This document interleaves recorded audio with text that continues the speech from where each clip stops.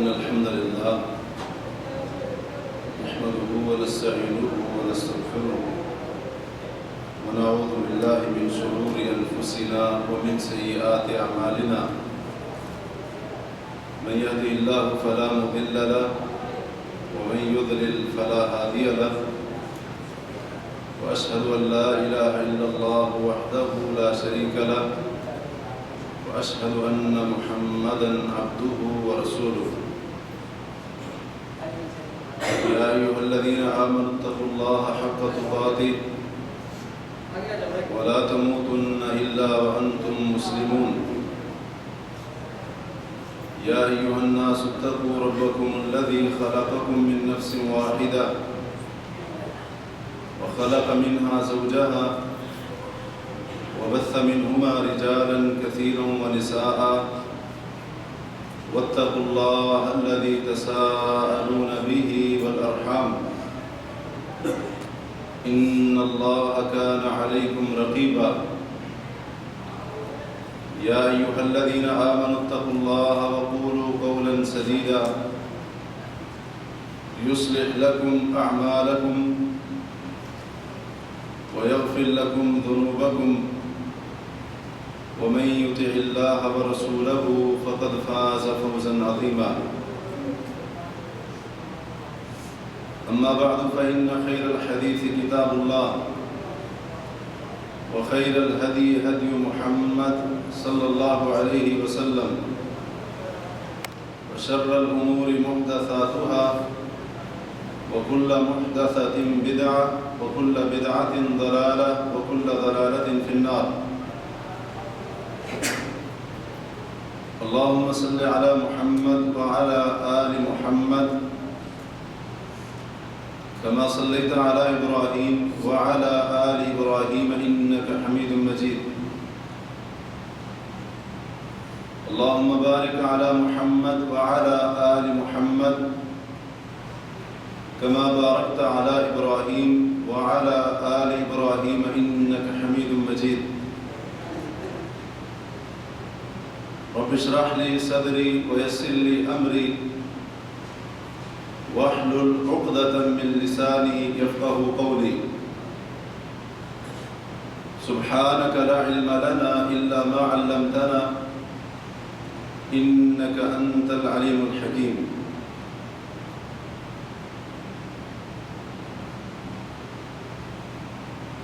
سنن ترمذی اور سنن ابن ماجہ میں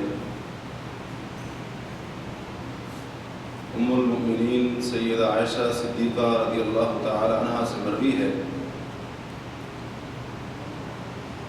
فرماتی ہیں کہ میں نے رسول اللہ صلی اللہ علیہ وسلم سے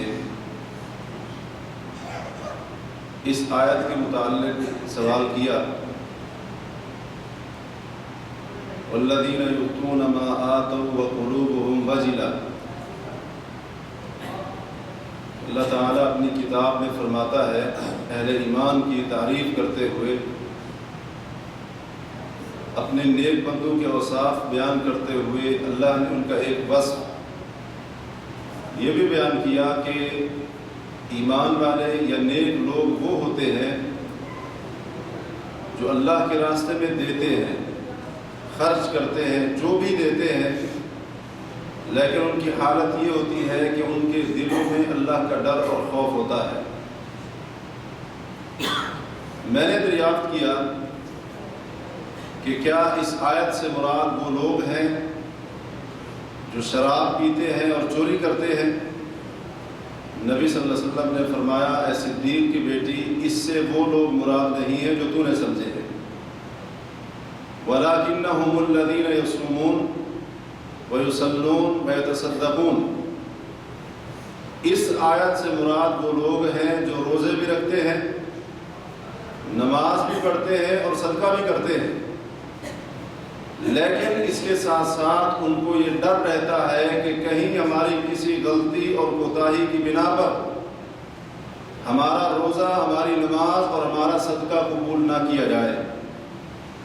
اللہ تبارک و تعالی نے اپنے ان بندوں کی اپنی کتاب کے اندر تعریف فرمائی ہے۔ نیک عمل بھی کرتے ہیں اور ساتھ ساتھ قبول نہ ہونے کا ڈر بھی رہتا ہے. روزہ بھی رکھتے ہیں، یہ ڈر رہتا ہے دل کے اندر کہ کہیں ایسا نہ ہو کہ اللہ اس روزے کو مردود قرار دے دے. نماز بھی پڑھتے ہیں، صدقہ بھی کرتے ہیں، سارے نیک عمل کرتے ہیں، لیکن ساتھ ساتھ یہ ڈر ان کے دل کے اندر رہتا ہے کہ کہیں ایسا نہ ہو کہ ہم عمل بھی کریں اور ہمارے عمل کو باطل قرار دے دیا جائے. اس حدیث سے یہ بات ہمیں سمجھ میں آئی کہ جو حقیقی مومن ہوتا ہے، کامل مسلمان ہوتا ہے، جس طرح سے وہ نیکیوں کی طرف سبقت کرتا ہے،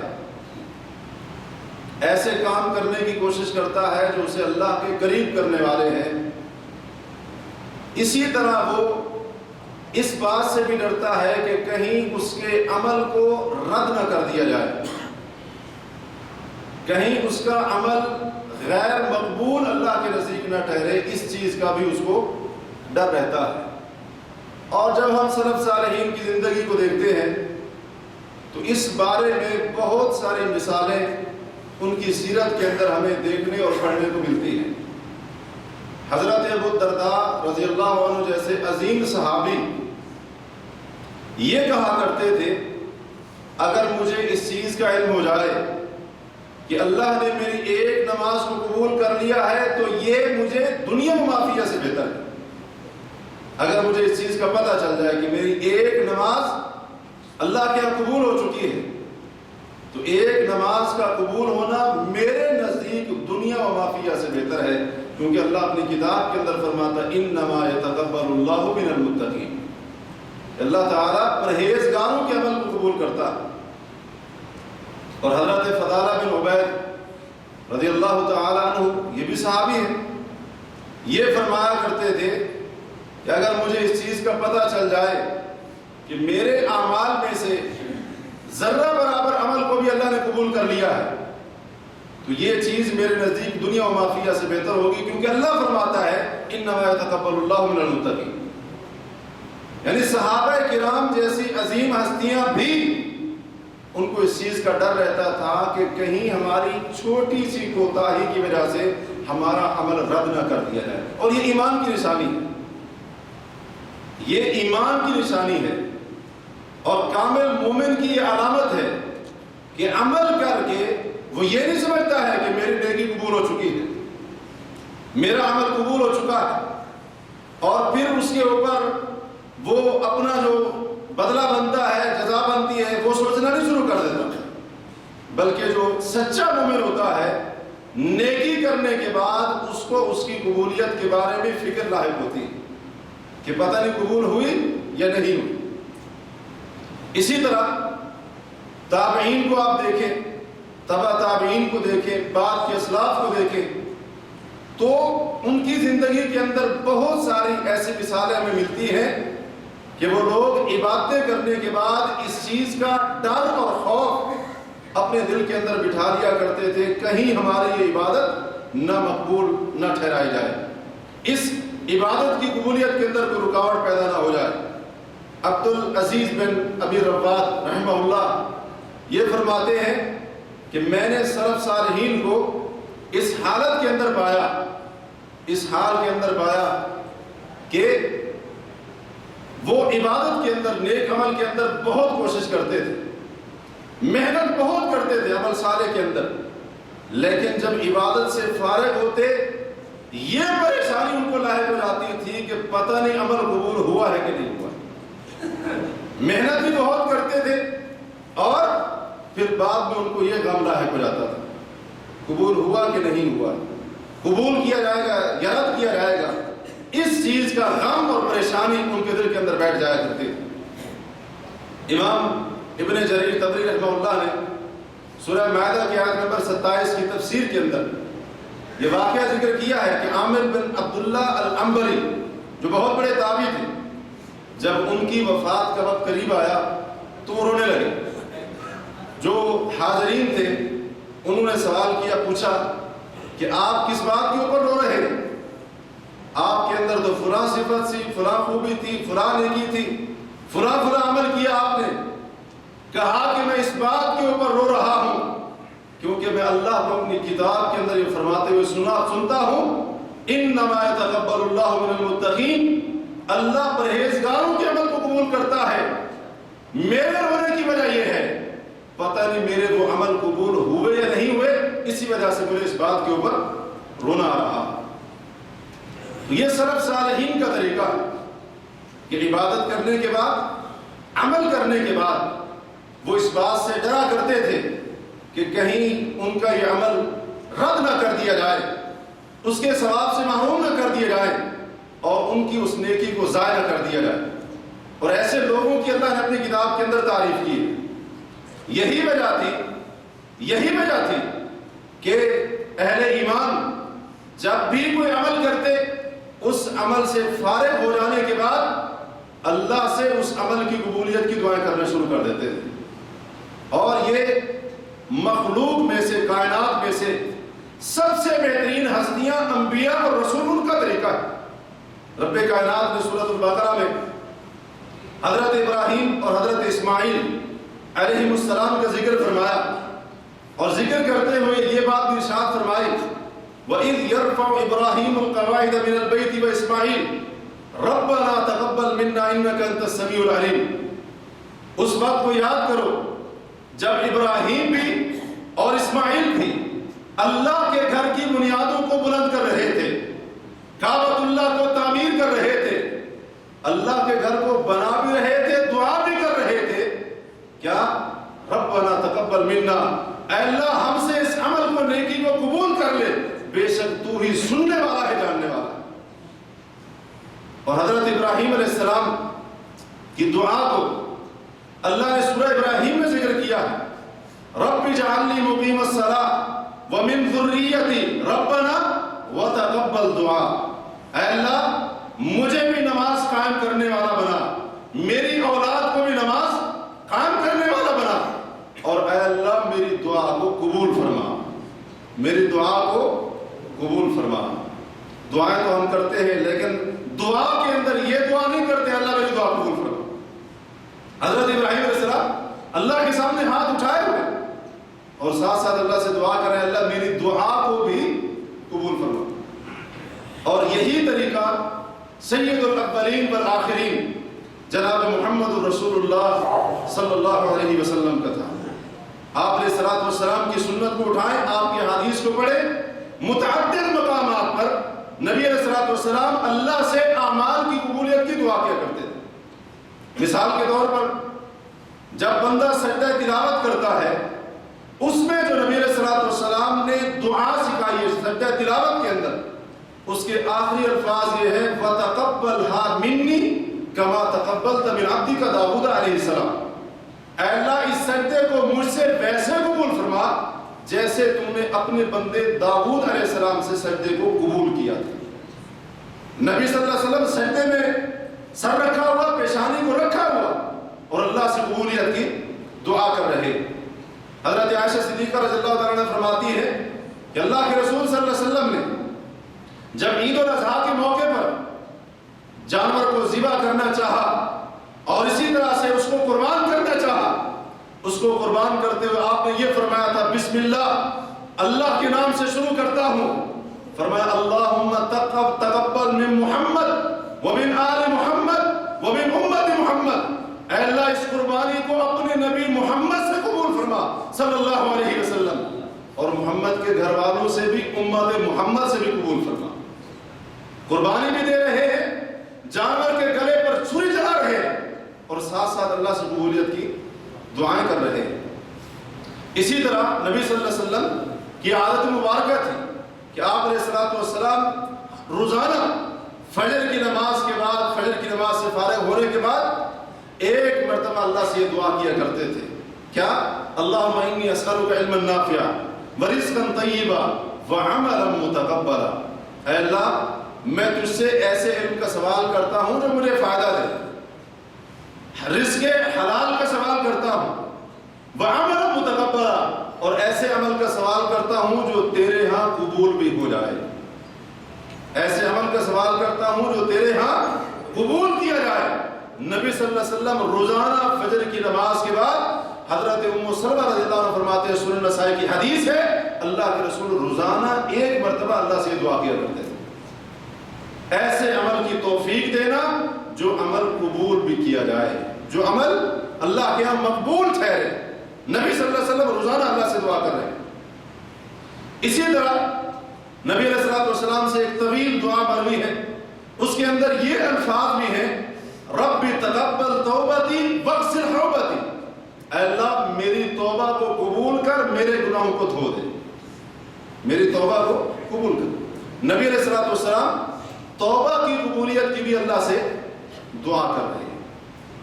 اسی طرح سے سلف صالحین کو دیکھیں، مطرف رحمہ اللہ جو بہت بڑے تابعی تھے، ان کے بارے میں آتا ہے کہ وہ کہا کرتے تھے اللہم تقبل منی صلاۃ یوم، اللہ سے دعا کرتے تھے اللہ میری 1 دن کی نماز کو قبول کر لیں، 1 دن کی نماز کو قبول کر لیں۔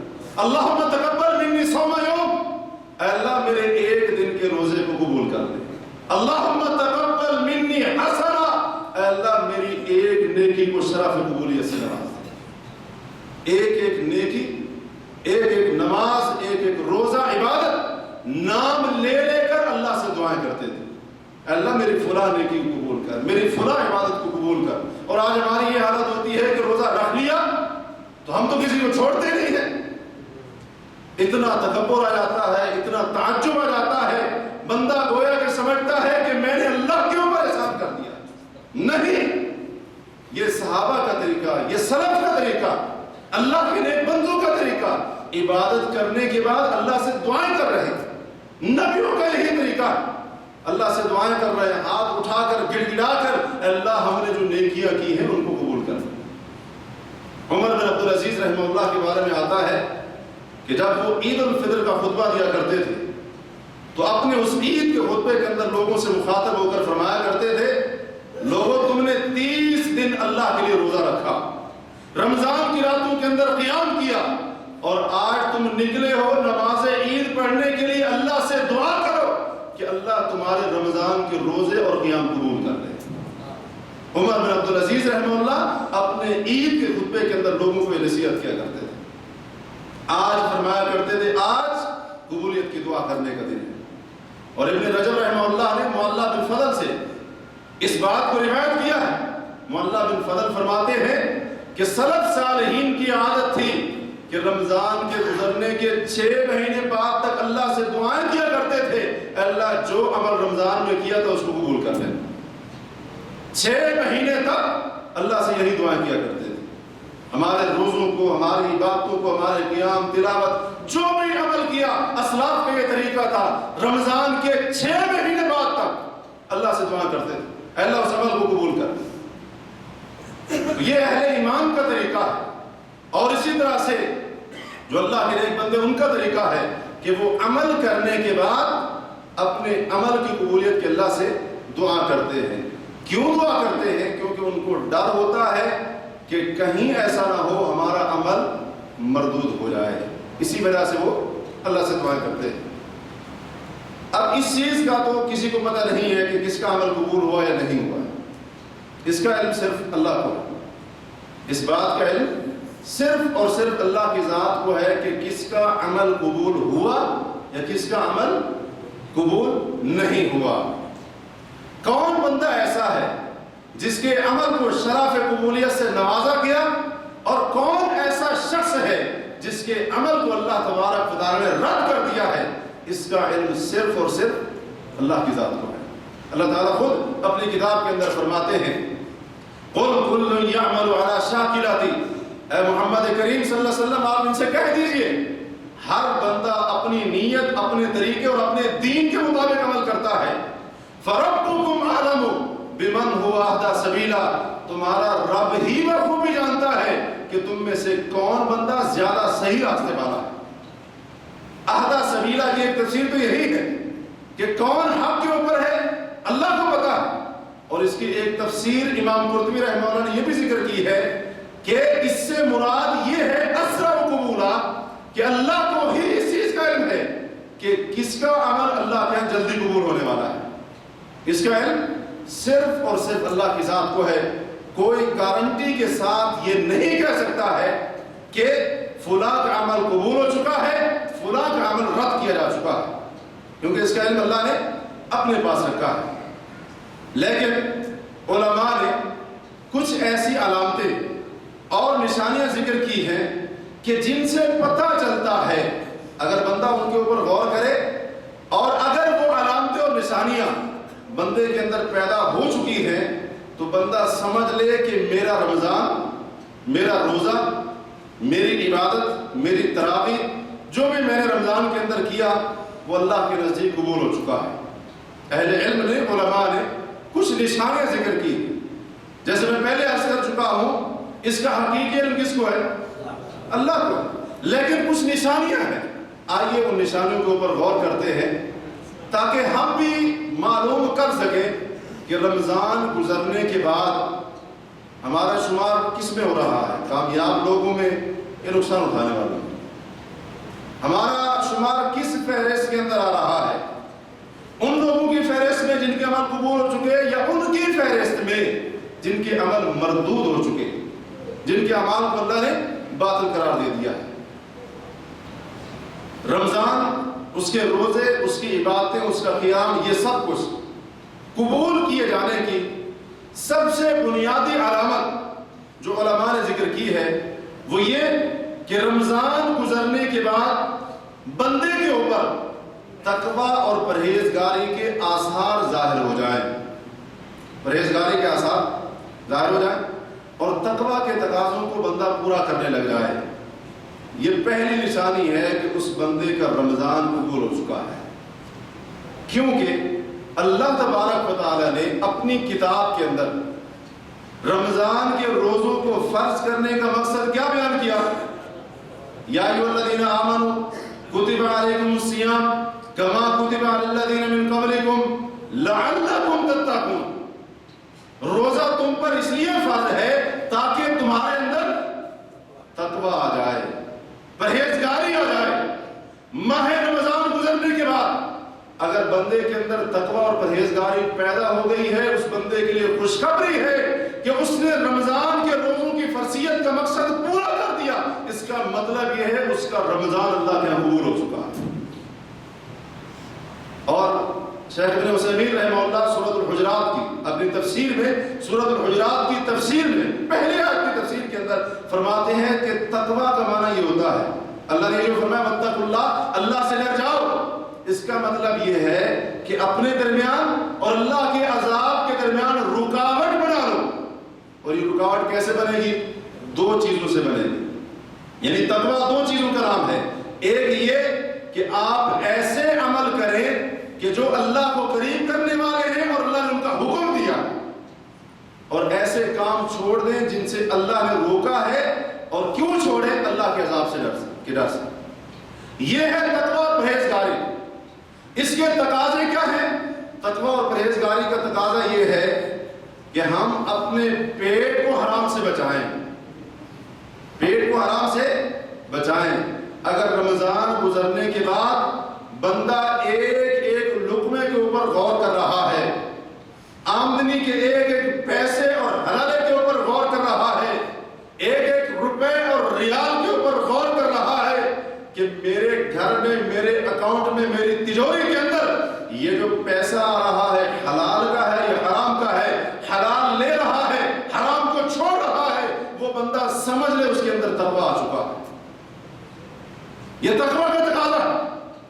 تقویٰ کا تقاضا یہ ہے کہ بندہ اپنی شرمگاہ کو حرام سے بچائے، اور بیوی کے علاوہ کسی اور ذریعے اپنی شرمگاہ کی خواہش کو پورا کرنا یہ حرام ہے، اور تقویٰ کے خلاف۔ تقویٰ کا تقاضا یہ ہے کہ ہم اپنی زبان، آنکھ، کان، ان کی حفاظت کریں۔ جن جن چیزوں کو اللہ نے حرام کیا ہے، جن کا سننا حرام ہے، اپنے کان کو پاک کریں۔ جن کا دیکھنا حرام ہے، اپنی آنکھ کو بچائیں اس سے، اور جن باتوں کا زبان پر لانا حرام ہے، ان باتوں سے اپنی زبان کو پاک کریں۔ یہ تقویٰ کے تقاضے ہیں۔ اگر تو ہماری یہ حالت رمضان کے بعد بن چکی ہے، مطلب یہ ہے پرہیزگاری آ چکی ہے، اور اگر پرہیزگاری آ چکی ہے تو رمضان انشاءاللہ اللہ کے حکم سے قبول ہو چکا ہے۔ اسی طرح پرہیزگاری کے اندر یہ بات بھی داخل ہے کہ بندہ ہر اس چیز سے اجتناب کرے جس سے اللہ نے اس کے رسول نے روکا. جھوٹ بولنا، خیانت کرنا، وعدہ خلافی کرنا، چغلی کرنا، غیبت کرنا، تہمت لگانا، گالیاں دینا، اور اسی طرح سے لین دین کے اندر دھوکہ کرنا، فراڈ کرنا، بددیانتی کرنا، ان تمام چیزوں سے اللہ اور اس کے رسول نے روکا. اگر کوئی ان سے رک رہا ہے، اجتناب کر رہا ہے، تو مطلب یہ ہوگا کہ اس کے اندر پرہیزگاری آ چکی ہے.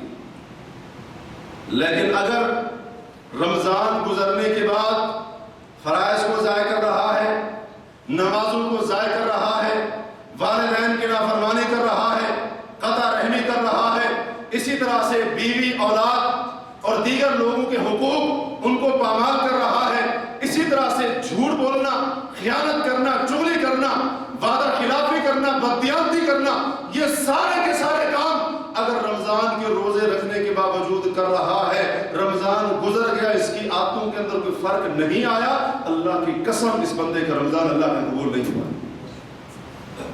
کیونکہ رمضان کا روزہ اس لیے نہیں آیا تھا کہ بندہ کھانا پینا چھوڑ دے. رمضان کا روزہ آیا تھا کہ انسان حرام سے بچ جائے. افسوس کہ ہم لوگ رمضان کے اندر اپنے پیٹ کا روزہ تو رکھ لیتے ہیں، لیکن وہ اعضاء، کان، آنکھ، زبان، ہاتھ، پاؤں، جن کا سارا سال روزہ ہونا چاہیے تھا، ان کا روزہ رمضان کے اندر بھی رکھتے ہیں. یہی وجہ ہے کہ رمضان کے اندر سوال ہوتے رہے، جی مولوی صاحب یہ بتائیں، روزے کی حالت میں اگر ناخن کاٹ لیں روزہ مکروہ تو نہیں ہو جائے گا؟ بال کاٹ لیں روزے کے اوپر کوئی فرق تو نہیں پڑے گا؟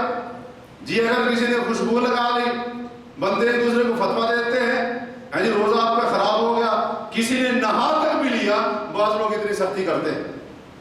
لیکن جھوٹ بولنا، یہ سارے کے سارے بڑے گناہ اور کبیرہ گناہ، حرام چیزیں روزے کی حالت میں ہوتی رہی، اس کے بارے میں کسی کو کوئی فکر نہیں.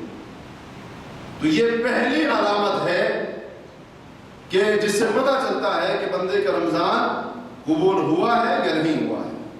ہر علامت اور نشانی کو سننے کے بعد ذرا سا ٹھہر کر، رک کر مجھے اپنے گریبان کے اندر جاننا چاہیے کہ کیا یہ چیز میرے اندر پیدا ہوئی ہے، ہو گئی تو الحمدللہ، نہیں ہوئی تو مجھے ابھی اس کی فکر کرنی چاہیے. دوسری علامت کہ جس سے پتہ چلتا ہے کہ بندے کے رمضان کے روزے، قیام، عبادتیں قبول ہوئی ہیں یا نہیں ہوئی، وہ یہ ہے کہ رمضان گزرنے کے بعد اگر مسلمان نے اپنی خواہشات کے اوپر قابو پا لیا ہے، مطلب یہ ہے کہ اس کا روزہ قبول ہو چکا ہے. اس کا روزہ قبول ہو چکا ہے، کیونکہ روزے کے فوائد میں سے ایک فائدہ یہ بھی ہے کہ روزہ بندے کی خواہشات کو دبا دیتا ہے، خواہشات کو ختم کرنے والا ہے. نبی علیہ الصلوۃ والسلام کی حدیث ہے بخاری اور صحیح مسلم میں، حضرت عبداللہ بن مسعود اس کے راوی ہیں کہ نبی صلی اللہ علیہ وسلم نے ہمیں فرمایا، یا معاشر الشباب، اے نوجوانوں کی جماعت، من استطاع منکم الباء، تم میں سے جس بندے کے پاس، جس نوجوان کے پاس شادی کرنے کی طاقت ہو، اس کو چاہیے نکاح کر لے. ومن لم یستطع، اور جس کے پاس نکاح کرنے کی گنجائش نہ ہو، فرمایا فعلیہ بالصوم، اس کو چاہیے روزہ رکھے، فإنہ لہ وجاء، یہ روزہ اس کی خواہش کو توڑ کے رکھ دے گا، روزہ اس کی خواہش کو ختم کر کے رکھ دے گا. اسی طرح بخاری اور مسلم کی حدیث ہے، نبی علیہ الصلوۃ والسلام نے فرمایا، الصیام جنہ، روزہ ڈھال ہے. کس چیز کے آگے ڈھال ہے؟ اللہ کے عذاب کے آگے. کس چیز کے آگے ڈھال ہے؟ بعض علماء نے اس کا معنی یہ بھی کیا ہے کہ خواہشات کے آگے ڈھال. کس چیز کے آگے ڈھال ہے؟ گناہوں کے آگے ڈھال ہے. اگر کسی بندے نے روزہ رکھا، اس ڈھال کو اختیار کیا، پکڑا، بنایا، لیکن اس کی یہ ڈھال نہ تو اس کو بری خواہشات سے بچا سکی، نہ اس کو گناہوں سے بچا سکی، تو جو ڈھال اس کو خواہشات سے نہیں بچا سکی، وہ جہنم کی آگ سے کیسے بچائے؟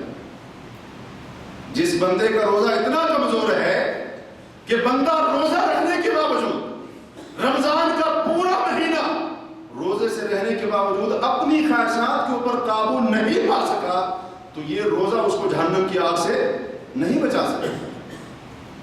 تو یہ بھی ایک علامت ہے کہ اگر رمضان کے دوران ہم نے کوشش کی اپنی خواہشات کو دبانے کی، مٹانے کی، اور رمضان کے بعد ہم یہ سمجھتے ہیں کہ میں اپنی تمام بری خواہشات کو قابو میں کر چکا ہوں، بری خواہشات کے اوپر کنٹرول اور قابو پا چکا ہوں، تو یہ بھی ایک علامت ہے کہ اس بندے کا روزہ قبول ہو چکا ہے.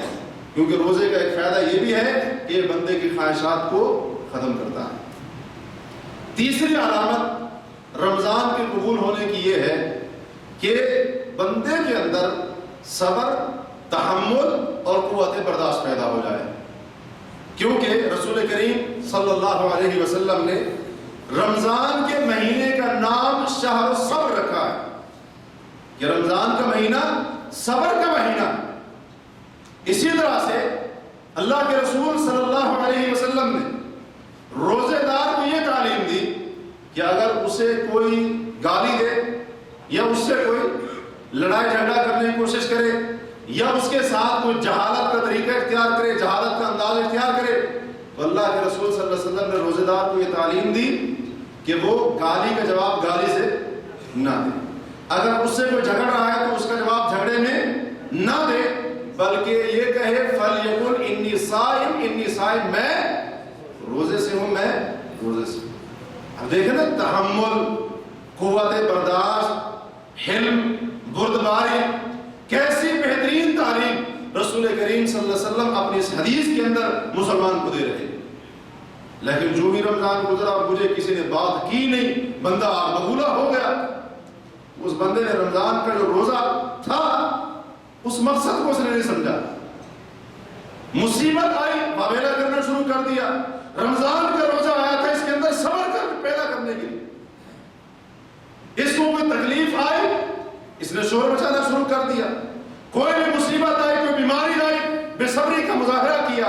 رمضان گزرنے کے بعد اگر بندے کے اندر صبر نہیں آیا، تحمل پیدا نہیں ہوا، بردباری پیدا نہیں، قوت برداشت پیدا نہیں ہوئی، تو اس کا مطلب یہ سمجھا جائے گا کہ اس بندے کا روزہ اللہ کے یہاں قبول نہیں ہوا. اگر صحیح معنوں میں اس نے روزہ رکھا ہوتا، قبول کیا جاتا، تو پھر اس بندے کے اندر رمضان کے بعد صبر بھی پیدا ہو جاتا، قوت برداشت بھی پیدا ہو جاتی. جیسے روزے کی حالت میں اس کو سکھایا گیا تھا، ویسے روزے کے بعد بھی، رمضان کے بعد بھی اگر اس سے کوئی ایسی بات کرتا ہے، اس کو گالی دیتا ہے، اس سے جھگڑتا، جہالت والا انداز اختیار کرتا، اس کا حق بنتا تھا کہ یہ اس کا جواب اس انداز سے دیتا گویا یہ کہہ رہا ہو کہ میں روزے کی حالت میں. چوتھی علامت روزے کے قبول کیے جانے کی یہ ہے کہ بندہ جہاں بھی ہو، جہاں پر بھی ہو، جس جگہ پر بھی ہو، اور جو بھی کام کر رہا ہو، بندے کے دل کے اندر یہ مکمل احساس پیدا ہو جائے کہ کوئی دیکھے نہ دیکھے، اللہ دیکھ رہا ہے، اللہ دیکھ رہا ہے.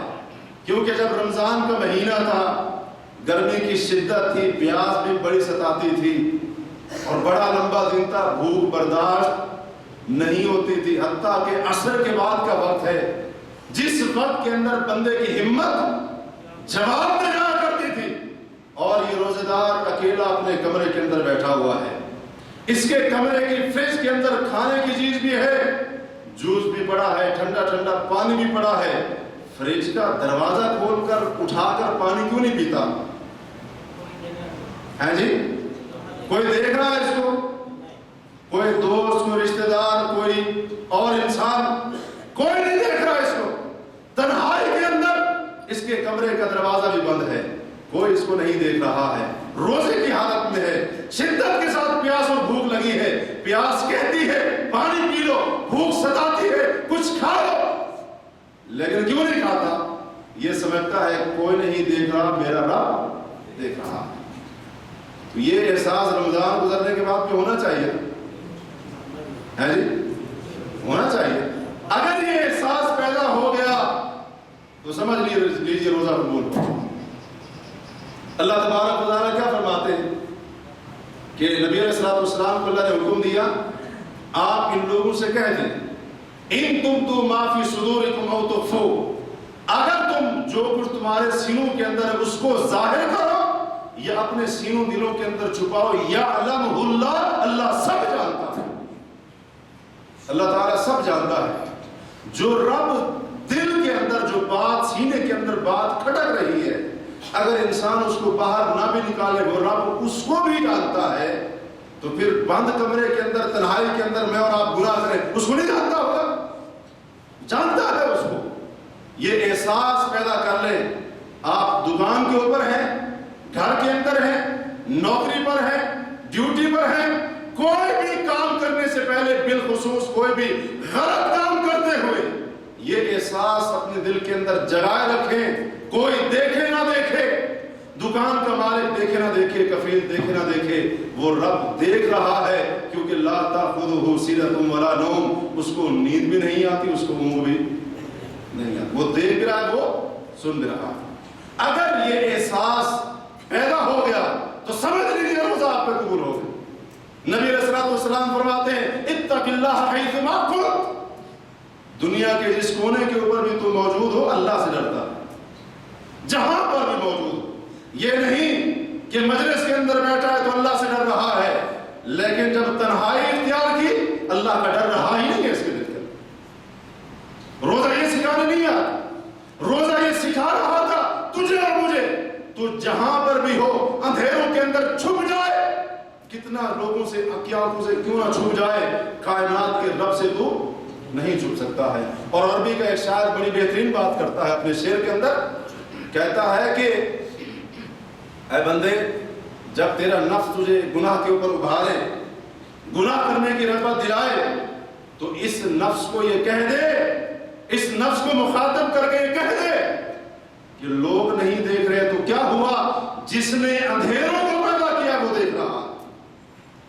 ان الذی خلق الظلام یرانی، اگر اندھیرے کے اندر میں گناہ کر بھی لوں، جو اندھیروں کا خالق ہے وہ تو دیکھ رہا ہے، وہ تو دیکھ رہا ہے۔ اور نبی صلی اللہ علیہ وسلم کا فرمان ہے فَإِن لَمْ تَكُنْ تَرَاهُ فَإِنَّهُ يَرَاكَ، اگر آپ اللہ کو نہیں دیکھ رہے، وہ آپ کو دیکھ رہا ہے، وہ آپ کو دیکھ رہا ہے۔ اللہ تعالیٰ سورہ یونس میں فرماتے ہیں زمین آسمان کے اندر ذرہ برابر بھی کوئی چیز اللہ سے چھپ نہیں سکتی۔ ذرہ جانتے ہیں، صبح آپ کھڑکی کھولیں، فجر صبح جب سورج نکلتا ہے، کھڑکی روشن دان سے جب روشنی آتی ہے، اس میں وہ چھوٹے چھوٹے ذرے اڑ رہے ہوتے ہیں، ان میں سے ایک ایک ذرہ بھی اللہ سے چھپ نہیں سکتا، اللہ سے نہیں چھپ سکتا ہے۔ یہ احساس اگر ہمارے اندر پیدا ہو گیا، کسی بھی جگہ پر ہوں، کسی بھی مقام پر ہوں، کوئی بھی عمل کر رہے ہوں، کوئی بھی کام کر رہے ہوں، اگر یہ احساس پیدا ہو گیا کہ میرا رب مجھے دیکھ رہا ہے، اللہ تبارک و تعالیٰ کی نگرانی میں ہوں، تو سمجھ لیجیے روزہ قبول ہو گیا۔ اور آج تو ہمارے سارے معاملات لوٹ چکے۔ کچھ سال پیچھے آپ چلے جائیں، اگر آپ کسی اہم جگہ پر جاتے تھے تو وہاں پر کیا لکھا ہوتا تھا؟ خبردار اللہ آپ کو دیکھ رہا ہے۔ اور آج کیا لکھا ہوتا ہے؟ خبردار کیمرے کی آنکھ آپ کو دیکھ رہی ہے۔ کیمرے سے ڈرتے ہیں رب سے، اللہ سے نہیں ڈرتے۔ اگر ہمارے کمرے کے اندر کوئی کیمرہ فٹ کر دے، کوئی اس کمرے کے اندر کوئی غلط کام کرے گے، الٹی سیدھی حرکت کرے گے۔ دکان کے اندر کفیل کیمرے لگوا دے، تو ہیرا پھیری کرے گا جیسے آپ لوگ بے تڑک کرتے ہیں۔ کیوں جی؟ یہ کیمرہ جو ہے ریکارڈ کر رہا ہے، کفیل کو پتہ چل جائے گا۔ اور جو یہاں پر بیٹھے ہیں ان کا کوئی ڈر نہیں۔ ہمارے ایک استاد ہیں جو برطانیہ میں ہوتے ہیں، وہ کہتے ہیں ایک بار میں اپنے دوست کے ساتھ جا رہا تھا، برطانیہ کی کسی شاہراہ کے اوپر ہم جا رہے تھے، تو میرا دوست بڑی تیزی کے ساتھ گاڑی چلا رہا تھا، تو اچانک اس نے رفتار کو کم کر دیا، بریک لگا دی۔ میں نے پوچھا کیا ہوا ہے؟ نہ سامنے کوئی گاڑی ہے نہ کوئی اور چیز ہے، آپ نے رفتار کو کیوں کم کر دیا ہے؟ کہا ٹھیک ہے کوئی چیز نہیں تھی لیکن کیمرہ لگا ہوا تھا، اگر اسی سپیڈ سے جاتا فلش پڑ جاتا جرمانہ ہو جاتا۔ تو ہمارے استاد نے اس کے اوپر پورا ایک پھر کالم لکھا کہ ہم کیمرے سے ڈرتے ہیں لیکن کرامن کاتبین کی آنکھ سے نہیں ڈرتے۔ یہ سارا کچھ ریکارڈ ہو رہا ہے، یہ سارا کچھ ریکارڈ ہو رہا ہے۔ اور جو آج کیمرہ لگتا ہے اس کا کتنا جرمانہ ہے؟ 500 ریال، 1000 ریال، کتنا جرمانہ؟ بندہ ادھار پکڑ کر جیسے تیسے بھی ہو کر اس کو چکا دیتا ہے، لیکن یہ کرامن کاتبین جو ریکارڈ کر رہے ہیں، اللہ کی قسم اس کا کوئی ہرجانہ نہیں، اس کو بدلہ نہیں۔ تو یہ بھی ایک علامت ہے کہ بندے کے دل کے اندر رمضان گزرنے کے بعد جیسے روزے کی حالت میں یہ ڈرتا تھا، بچتا تھا، کوئی بھی نہیں دیکھ رہا، حتیٰ کہ یہ وضو کرنے کے لیے کلی کا پانی بھی اپنے گلے کے اندر ڈالتا تھا، یہاں تک پانی جاتا تھا، نیچے کیوں نہیں اتارتا تھا؟ کیوں نہیں اتارتا تھا؟ سامنے والا تو یہ سمجھے گا کہ یہ کلی کر رہا ہے، اگر ایک دو گھونٹ اتار بھی لے کسی کو پتہ چلتا نہ چلتا، یہاں تک بھی پانی لا کر نیچے کیوں نہ اتارا؟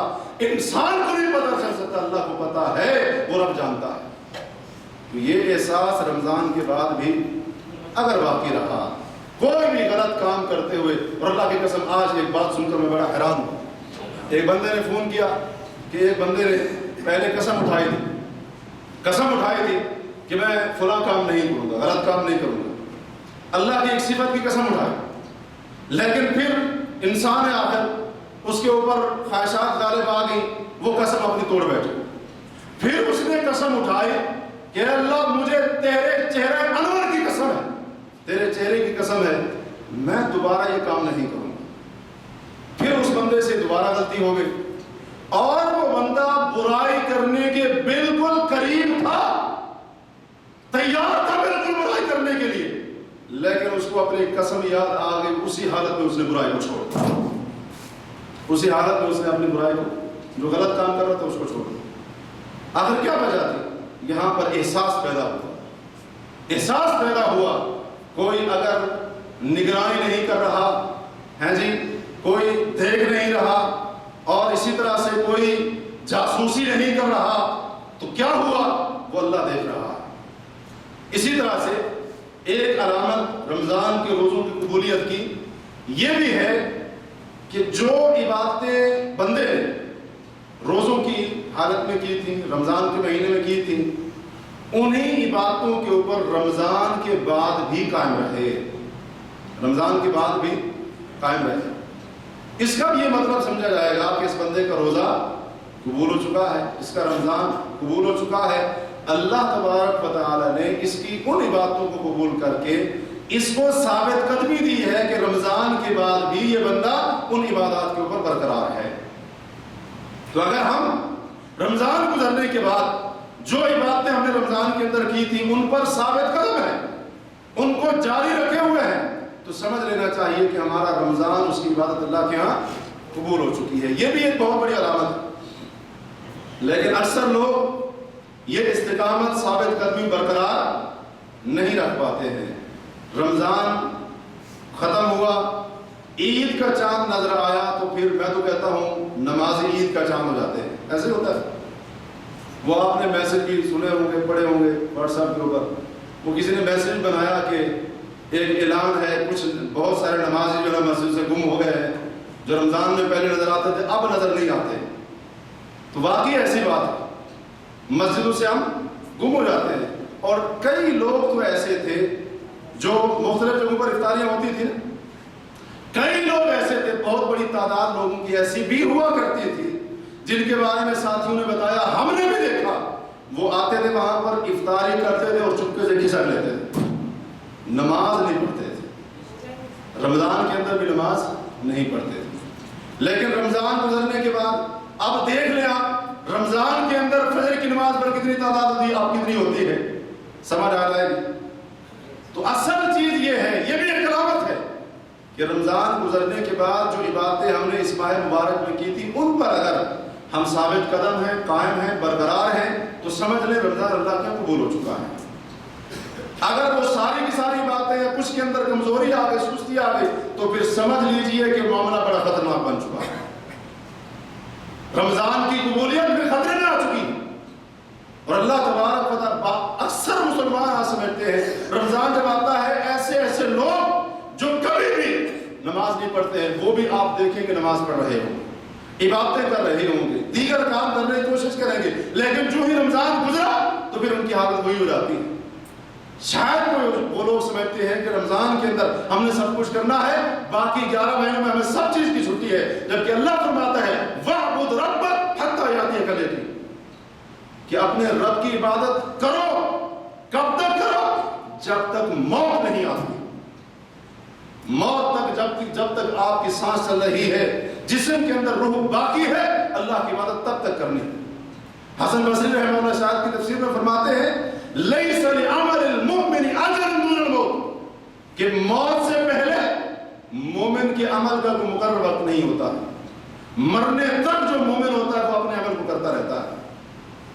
اور نبی کریم صلی اللہ علیہ وسلم فرماتے ہیں حب الاعمال اللہ ادومها وان قل، کہ اللہ کے نزدیک محبوب ترین عمل وہ ہے جس کے اوپر ہمیشگی اختیار کی جائے اگرچہ وہ تھوڑا ہی کیوں. اللہ کو یہ عمل محبوب ہے. اور ابو داؤد وغیرہ کے اندر حضرت علقمہ سے روایت ہے، وہ کہتے ہیں میں نے ام المومنین سید عائشہ رضی اللہ عنہ سے پوچھا کہ مجھے آپ اللہ کے رسول صلی اللہ علیہ وسلم کے عمل کے بارے میں بتائیں. حل کان یخص شیئا من الایام، کیا اللہ کے رسول صلی اللہ علیہ وسلم اپنے عمل کو کچھ دنوں کے ساتھ خاص کرتے تھے؟ یعنی کیا ایسا بھی ہوتا تھا آپ صلی اللہ علیہ وسلم مخصوص دنوں میں عمل کرتے ہو بعد میں اس کو چھوڑ دیتے ہو؟ ام المؤمنین نے فرمایا نہیں، کان عملہ دیمتا، نبی کریم صلی اللہ علیہ وسلم جو بھی عمل کرتے تھے اس پر ہمیشہ اختیار کرتے تھے. یہ اللہ کے رسول کا طریقہ نہیں. کوئی مخصوص موقع آیا تھوڑی بہت عبادت کر لی، جب وہ موقع گزرا، مہینہ گزرا، دن گزرے، وہ عبادت جاتی رہی. اللہ کے رسول صلی اللہ علیہ وسلم کا یہ طریقہ ہے کہ آپ نے جو بھی عمل کیا آپ صلی اللہ علیہ وسلم اس کو برقرار رکھتے ہیں. اور ایک روایت کے الفاظ ہیں کان اذا عمل عملا اثبتہ، کہ نبی علیہ الصلوۃ والسلام جب بھی کوئی عمل کرتے تھے اللہ کے رسول صلی اللہ علیہ وسلم اس کو ثابت رکھتے تھے، یعنی اس کو باقی رکھتے تھے. اور حضرت عائشہ صدیقہ رضی اللہ تعالیٰ عنہ کے بارے میں موطا امام مالک کے اندر یہ حدیث موجود ہے جسے شیخ البانی نے صحیح کہا. وہ چاشت کی 8 رکعتیں پڑھا کرتے تھے.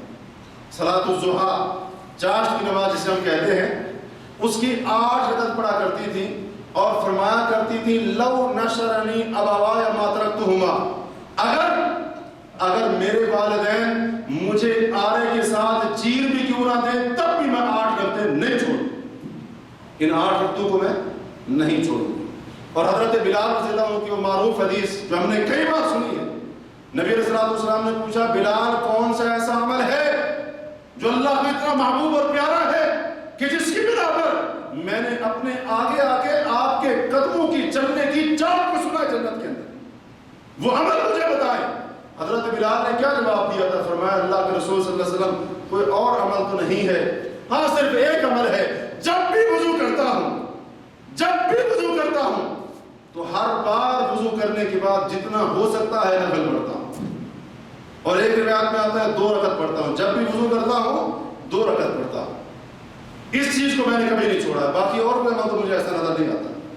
نبی علیہ السلام نے فرمایا پھر یہی وہ عمل ہے جس نے اے بلال تیری چاپ کو زمین سے اٹھا کر جنت تک پہنچا دیا. حضرت بلال رضی اللہ عنہ کا یہ عمل اگرچہ تھوڑا تھا لیکن ہمیشہ والا تھا.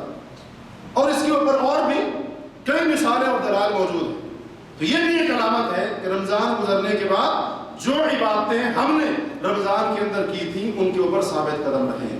نمازیں پڑھی تھی ان کے اوپر بھی ثابت قدم رہے، تلاوت کی تھی ان کے اوپر بھی ثابت قدم رہے، رات کو قیام کیے تھے اب بھی اس کے اوپر ثابت قدم رہے، اگرچہ 2 رکعت ہی کیوں نہ ہو ثابت قدم رہے، اللہ کو یاد کیا تو اس کے اوپر بھی ثابت قدم رہے. تو یہ رمضان کے قبول ہونے کی علامت ہے. اسی طرح ایک علامت یہ بھی ہے کہ رمضان گزرنے کے بعد بندہ نیکیوں کی مزید جستجو اور کوشش کرے، مزید کوشش کرے. اللہ تعالیٰ خود فرماتے ہیں فَأَمَّا مَنْ آتَى وَاتَّقَى وَصَدَّقَ بِالْحُسْنَى فَسَنُيَسِّرُهُ لِلْيُسْرَى، وہ بندہ جس نے اللہ کے راستے میں دیا، واتقا پرہیزگار بنا اور اچھی بات کی تصدیق کی، اللہ فرماتے ہیں فَسَنُيَسِّرُهُ لِلْيُسْرَى، ہم آسانی کو اس کے لیے آسان بنا دیں. اس آسانی سے مراد حضرت عبداللہ بن عباس فرماتے ہیں اس سے مراد نیکی ہے. جو شخص نیک عمل کرتا ہے، اللہ کے راستے میں دینا، پرہیزگاری اختیار کرنا، اچھی بات کی تصدیق کرنا، یہ سارے نیکیاں، یہ سارے اچھے عمل ہیں. اللہ فرماتے ہیں جو بندہ یہ نیک عمل کرتا ہے ہم نیکی اس کے لیے آسان کر دیتے ہیں. یعنی پھر اس کے لیے نیکی کے دروازے کھلتے جاتے ہیں. اس لیے بعض سلف کا قول ہے کہ ثواب الحسنۃ الحسنۃ بعدھا، نیکی کا بدلہ اس کے بعد نیکی کی مزید توفیق ملنا ہے. اور بعض سلف کا یہ قول ہے کہ من قبول الحسنۃ الحسنۃ بعدها، نیکی کے قبول ہونے کی علامت یہ ہے کہ انسان کو اس نیک عمل کے بعد مزید نیک عمل کی توفیق مل جائے. تو اگر ہم رمضان گزرنے کے بعد نیکیوں میں مزید آگے بڑھنے کی کوشش کر رہے ہیں، آگے بڑھ رہے ہیں، تو ہم سمجھ لیں کہ ہمارا رمضان اللہ کے ہاں قبول ہو چکا ہے. اسی طرح رمضان کے روزوں کی قبولیت کی ایک علامت یہ بھی ہے کہ رمضان سے پہلے جو ہم گناہ کرتے تھے، غلط کام کرتے تھے، ان کی طرف واپس نہ لوٹ جائیں. اگر واپس لوٹ جائے تو اس کا مطلب یہ ہوگا کہ ہمارا وہ رمضان، وہ روزہ قبول نہیں ہوا، رمضان قبول نہیں ہوا ہے.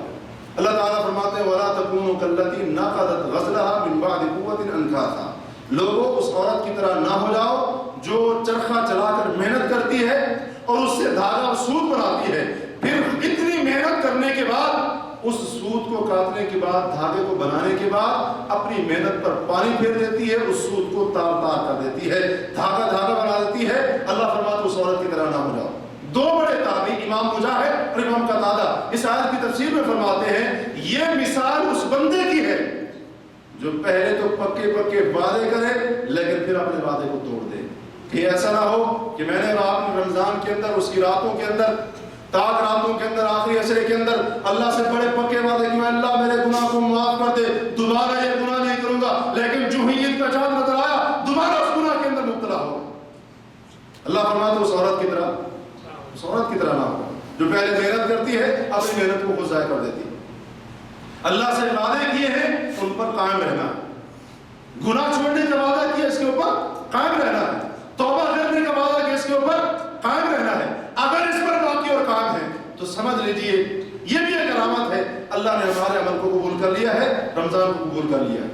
صحیح بخاری کی کتاب و تفسیر کے اندر یہ روایت اور حدیث موجود ہے کہ ایک بار حضرت عمر رضی اللہ تعالیٰ عنہ نے صحابہ کرام سے پوچھا کہ یہ جو آیت سورۃ البقرہ کی اَیَوَدُّ أَحَدُكُمْ أَن تَكُونَ لَهُ جَنَّةٌ مِّن نَخِیلٍ وَأَعْنَابٍ، کیا تم میں سے کوئی بندہ پسند کرتا ہے کہ اس کا کھجوروں اور انگوروں کا باغ ہو جس کے نیچے سے نہریں بہتی ہوں، اور اسی طرح سے اس کو بڑھاپا آ لے اور اس کی کمزور اولاد ہو، پھر اچانک کوئی آگ کا اندھیری کا بگولا آئے اور اس کے باغ کو جلا کر راکھ کر دے؟ کوئی پسند کرتا ہے ایسے تم میں سے؟